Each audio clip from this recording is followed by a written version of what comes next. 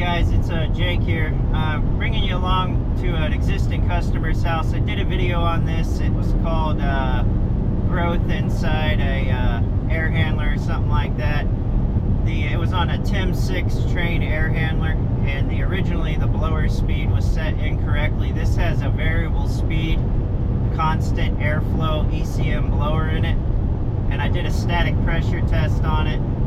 And the static was 0.56 to 0.58 inches of water column. And the mold remediation company came out, and so they want me to come back over and do a return run for that bonus room. And I just want to see what size return I should really use, if I should just go with a 10 or a 12. I'm worried if I put a 12 in there, it's going to be a little closer to the return plenum. It'll take away from the one that's a 10-inch that runs to the other side of the house. This place has a 20 by 30 with a 16 attached to it, a 14 by 20 with a 10, which is on the far side of the house, and then it has a 14 by 14 with the number 8. And the bonus room is the one with the 8 on it, and it's got 4 6-inch supply drops. So I'm going to go over there before I make a decision on ductwork size and such to hook up my Yellow Jacket Anemometer. It's a vane anemometer. And I'm going to do a CFM reading at all 3 of the returns. And then I'm going to do a CFM reading at all 4 of the supplies in that bonus room. I'll have to calculate the free area. I'm going to look it up online. I believe these were Hart & Cooley return grills, and then just a 2-way register. So I'll use their free area calculation, punch that into my anemometer so that I can read an accurate CFM. And that's pretty much it. I'm going to go over and take a look at that. They did say that when the mold company was over there, they had never seen this before. The drain pan on the indoor coil, they had been running in cooling mode, was holding water. He said he poured vinegar down the drain. The homeowner did. He said that it came out outside. He put a bucket under it. So he thinks the unit might have gotten out of level or something. There is a soft spot right when you enter the attic, so I'm wondering if maybe the front right side of this unit is in a soft spot. I'm not really sure, but I'll take a look at that while I'm over there too. Probably put a level on it and see if it's out of level. He said that the water was leaning in the pan away from the drain and towards the front of the machine up here where the heat kit's at. So I'm going to do this calculation just for peace of mind. I don't want to put a 12 on that bonus room and then have that 10 not draw the air that it needs to get that air back from that side of the house. I'm thinking I might just do a 10 depending on what I calculate on the supply. But I told him it looked to me, based on the temperature split and stuff now, with that constant airflow ECM blower, that he's moving enough air through the machine. It's just running a little bit higher static, but he said he would rather do that return anyways, so I'll do what he wants on that. Well, something I figure I should mention while I'm driving over there is this unit, I guess it's been about 14 months ago now, I had to add 1.5 pounds of refrigerant to it, and we got it up to 7.6 degrees of subcooling, and I had a 17.6 degree temperature split. Before I made the blower adjustment, I had a 22 degree temperature split, and I was low on refrigerant. So I made the blower adjustment and then charged the system up. Now, when I charged this last time, I guess it was a couple weeks ago or so, something like that, a few weeks ago, I had 6 degrees of subcooling. The target is 8 degrees plus or minus 3, and I had a 17 degree temperature split. So I actually lost a little bit of capacity there. So I don't know if the guy's got a refrigerant leak or not, but my thought process is when I first came out to the system, the incorrect blower speed was chosen, so they weren't moving enough air through the machine. And so I upped that adjustment. Again, this is a constant airflow variable speed ECM blower, and got the right amount of air moving through the system, and had to add 1.5 pounds refrigerant. But I had a 22 degree temperature split even though I was low on refrigerant, so that's a pretty considerable temperature split.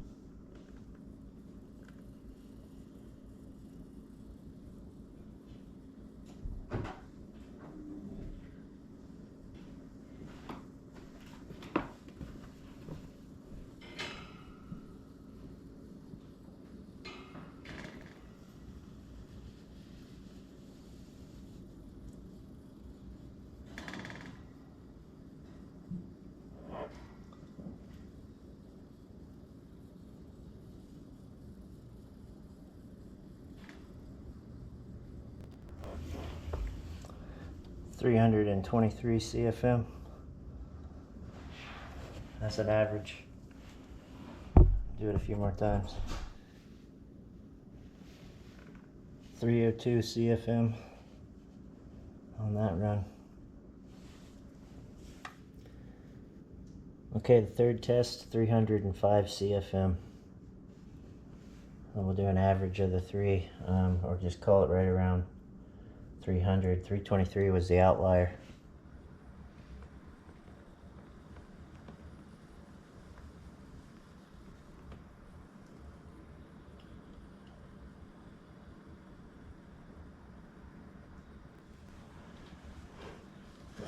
Alright, this one was 980 CFM. 980 CFM. Second test, 1000 CFM.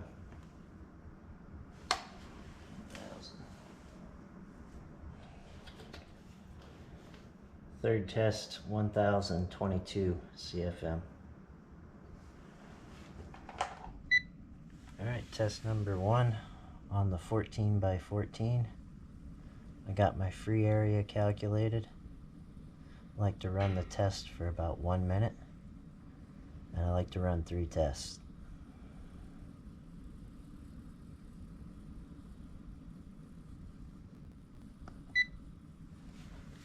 .231 CFM. Alright, second test after a minute runtime. 223 CFM. 223 CFM. Alright, let's go to the third test. I go back through my options and make sure my free area is in there correctly. Third test, 227 was my average CFM. Alright, now I gotta run a test on these supply registers. I got the free area calculation. I got 3 of them here in the wall, little knee wall. And another one up there. So I'm going to run a CFM test on each of those. See what kind of CFM they're producing. Won't record all those though. Okay, number 1, number 2, number 3, number 4 is in the bathroom. 85, 80, and 82. Average CFM is 82. Number 2 had a lower CFM rating. Can definitely feel that doesn't have as much air coming out of it. 60, 56, and 57. Average of 58 CFM. Number 3, 83, 86, and 80. 83 CFM is the average on that one. Alright, so number 4, the bathroom, 91, 93, and 85. This had the best airflow out of all of them. Average is 90 CFM. So the bonus room average CFM, combining all 4 vents. I took the average of each 3 measurements from each supply vent, and I got 313 CFM as the average in the bonus room. Alright, well, I didn't get any footage of leveling the unit. Man, I'm itchy though. I was laying down on that insulation. Look at that. I got hives poking up on me. Not sure if you can see that. I'm super sensitive to that insulation. Plus he had a cat, and I'm allergic to cats. So it got me all jacked up over here.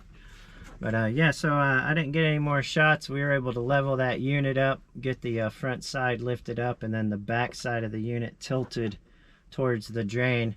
After that long run cycle where I was testing the airflow with my anemometer, there was definitely water pooling in the pan. And in the pan itself, towards the front right of it, the water was up at the capacity of the indoor pan, and didn't have anything really at the drain. I made sure that the drain was clear, and it was definitely clear. So yeah, the unit was just out of level, so we got that thing leveled up for them. Okay, so as far as the stats go on this one, I'm going to give you the return runs, what I was calculating for CFM. Again, I calculated the free area to get the CFM. You can look those up. If it's a Hart and Cooley, you can go on Hart and Cooley's website and get that, depending on the manufacturer. But the 20 by 30 had a 16-inch flex going to it. On the 3 tests I did, I got 980, 1000, and 1022. If you take an average of that, it's 1001 CFM.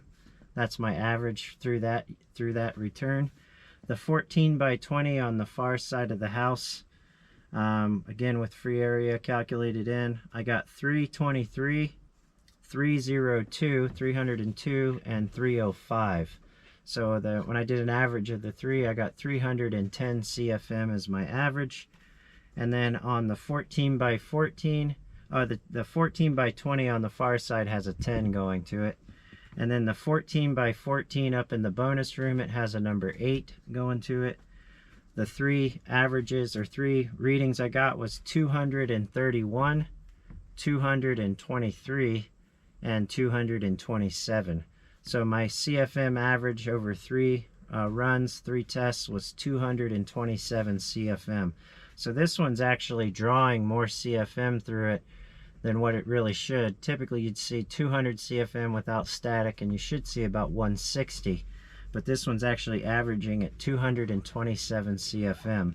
So when you do the average for this system and you add those three together, those three averages that I got, we had 1,538 CFM for our 4-ton system. Again, this is a 4-ton system, 1,600 CFM. We're getting 1,538 CFM.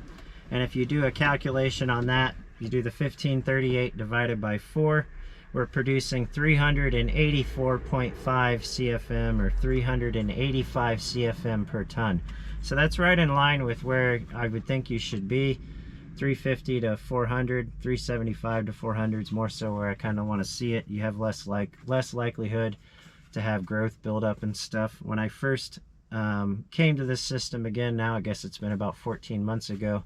I came last month in October. It's November now, and I tested the charge and did the static pressure test, 0.56 inches to 0.58 inches static pressure between return and supply. That was my total external static. So I'm getting 385 CFM per ton. That's perfectly fine. And I had a 17-degree temperature split between return and supply. When I came here 14 months ago, I had a 22-degree temperature split. The blowers were in a lower setting, and the blower was in a lower setting, and the charge was low. I only had 1 degree of subcooling, even though the outdoor unit calls for 8. So I imagine that if it does have a leak, it's a small leak, and maybe it was charged correctly at the beginning, and then as it lost charge, the temperature split started going down because the coil wasn't fully engulfed with refrigerant like it should have. It was a little short, so maybe it was good for 3/4 of it, and the top wasn't getting everything that it should, or however you want to say it. But maybe there is a small leak here, and if it was charged properly, it had a 25 or a 26 degree temperature split, and then as it lost charge, got down to 1 degree of subcooling, it had a 22 degree split. So after I adjusted the blower speed 14 months ago and then checked the charge on it, I was able to add 1.5 pounds of refrigerant and get it up to 7.6 degrees of subcooling, and I had a 17.6 degree temperature split with about an hour of runtime. So, you know, that's definitely more in line with where it should be. Okay, so recap on the bonus room. Number 1, closest to the return, I'm not going to read all three of these things again, but I had 82 CFM, 58 CFM on number 2 was my average. Number 3 had 83 CFM, and the bathroom had 90 CFM. I'm pretty sure the bathroom one comes off a different supply trunk, so that one has a little better flow on it than the others. So I had 313 cubic feet a minute was my average for the bonus room, and I'm only pulling back 227. So on that 20 by 30, which is closest to the bonus room stairs, that return is drawn at its max, right? It's drawn about 1,001 CFM through it as my average, and when you pull on that filter, it kind of does the slap, and you can see it draw in when it gets up into the high speed. So I'm thinking if we put a 10-inch in the bonus room, that'll account for about 300 CFM, 310, somewhere in there, 320, because it's not as long of a run. Typically it's 400 CFM on a 10-inch if you don't count for static, but accounting for static, I would imagine that I would pick up that additional CFM that's being dumped in that bonus room. And I thought originally they closed that door going up there, but he said no, they leave that door propped open because that's where their cat hangs out, and it's got the litter box in the bathroom up in that bonus room. So I'm going to do a number 10 there, and that would then give us 1,000 with static on the 20 by 30, 300 on the 14 by 20, and then 300 on the bonus room, for a total of 1,600 CFM available. And if you don't account for static, you'd have 1,200 on the 20 by 30, 400 on the 14 by 20, and 400 on the bonus room, which you can't do that because that'd be 200 available, 2,000 I mean CFM available. But when you account for static, you're only going to have 1,600. I just feel like oversizing that 12. You could have done that if you wanted to run more static on the supply when they designed this, but the way they set this up is they put the static on the return side and ran the static really low on the supply. So I don't want to juice up the bonus room bigger than what I need. A 10-inch should pull mostly all that air back out of there. Maybe a couple CFM differential there, but it'll be real close. So I'm putting out right now about 313 CFM on average out there in that bonus room. And that number 10, where it's going to be a little shorter on the run, it should actually pick up some of that return then and for the bonus room. And then I would think the 20 by 30, which is now probably picking up what's been pulled down the stairs, that number would drop too. I would imagine when I do airflow testing again after I'm done with this, that I would see a lower CFM draw on the 20 by 30, and I would see an increase in CFM draw on the bonus room. So that's what I got. I'm going to suggest too a 14 by 20 return grill up there, and then have a 10 come off the 14 by 20 and swing into the return plenum. Well, that's pretty much all I got on this one. I got to run another service call. I got a no cool call that came in, a train unit short cycling. So I'm not sure what I'll find there. Maybe low on refrigerant. Maybe I got a TXV slam shut.